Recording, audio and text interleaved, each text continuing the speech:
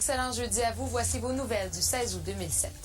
Le sud du Québec a été la scène de plusieurs orages violents aujourd'hui. Une cellule orageuse issue de conditions instables à l'avant du front froid a provoqué de forts vents et même de la grêle dans certains secteurs. À Saint-Colomban, dans les Laurentides, des dommages au sol laissent présager le passage d'une tornade, tandis qu'on a constaté des dégâts causés par la grêle dans la région de Saint-Jérôme.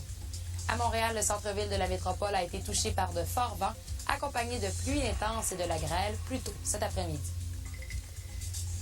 Le puissant séisme qui a frappé la côte sud du Pérou hier soir continue de faire des victimes. Le bilan frôle maintenant les 350 décès et plus de 1300 blessés. Les hôpitaux sont déjà bondés tandis que des corps jonchent toujours les rues de certaines villes de la côte Pacifique. La secousse a provoqué la panique et le chaos dans les rues et plusieurs maisons se sont effondrées dans le centre de Lima. Les autorités ont lancé une alerte au tsunami sur la côte Pacifique de l'Amérique du Sud.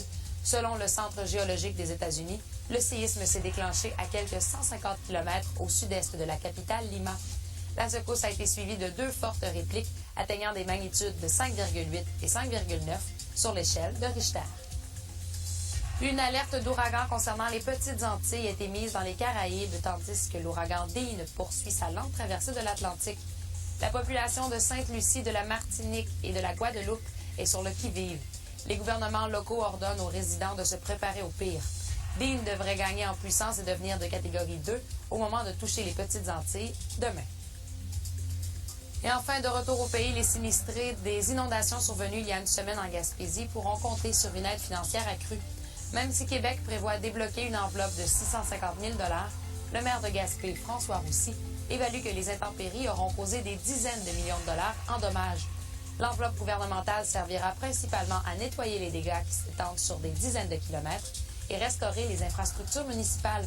Une aide pour relocaliser les familles touchées sera aussi octroyée. Actuellement, 100 personnes ne peuvent réintégrer leur domicile et 135 maisons ont été déclarées sinistrées.